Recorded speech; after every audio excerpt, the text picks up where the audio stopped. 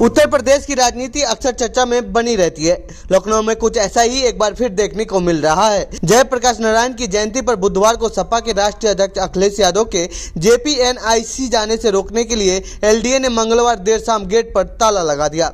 इतना ही नहीं, गेट को फांदकर कोई बाहर से भीतर न पहुंच सके, इसके लिए लोहे की चादर की दीवारें भी लगा दी गयी। लेकिन जैसे ही अखिलेश यादव जेपीएनआईसी पहुंचे तो सपा कार्यकर्ताओं ने गेट को फाड़ना शुरू कर दिया। इसके बाद कुछ तस्वीरें सामने आई जिसमें खुद अखिलेश यादव भी गेट को फाड़ते हुए दिखाई दे रहे थे। फिलहाल पुलिस ने हल्का बल का प्रयोग कर भीड़ को हटा दिया। इस दौरान अखिलेश यादव ने क्या कुछ कहा है, सुनिए। जैसे पहले कार्यक्रम समाजवादी लोग करते रहे हैं, उसी तरीके से आज जयप्रकाश जी को संपूर्ण क्रांति के नायक के जन नायक नेता के लिए हर वर्ष हम लोग आज की तारीख में आते थे। और ये कोई पहली बार नहीं है कि इस जेपी समाजवाद म्यूजियम में हम लोग माल्यार्पण करने पहली बार आ रहे हों। लेकिन पता नहीं सरकार टीन की शेड लगा करके, टीनें लगा करके, दरवाजा बंद कर करके, ताला लगा करके पता नहीं क्या बताना चाहती थी।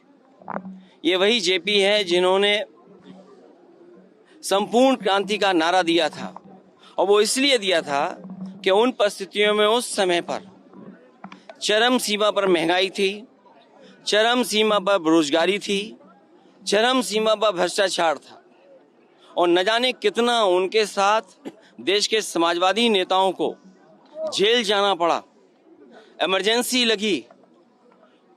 और जिस समय वो पीजीआई अस्पताल में थे, उस समय जो उन्होंने जेल डायरी लिखी, उसमें लिखा कि मैं कैसे सोच सकता हूं एक लोकतांत्रिक देश में इमरजेंसी लग जाएगी। उसमें न जाने कितने लोगों को जेल भेजा गया। इस सरकार को लोगों से वसूलने का पैसा, याद होगा आपको, एक समय सरकार कानून लाई थी कि जो पब्लिक प्रॉपर्टी का नुकसान होगा वो उस व्यक्ति से वसूला जाएगा। और अभी आपने अखबारों में पढ़ा होगा कि एक सड़क खराब बनी थी, जो दोषी थे उससे वसूलने के लिए सरकार ने निर्णय लिया है। आज जो जेपीएनआईसी बर्बाद हो रहा है, समाजवादियों का म्यूजियम बर्बाद हो रहा है, या आपका ये गोमती का रिवर फ्रंट बर्बाद हो रहा है, तो कहीं ना कहीं सरकार को इसकी भी भरपाई करनी चाहिए। और जो बुलडोजर लेकर के घूमते हैं, कम से कम उन्हें अपने वेतन से भरपाई करनी चाहिए इसकी।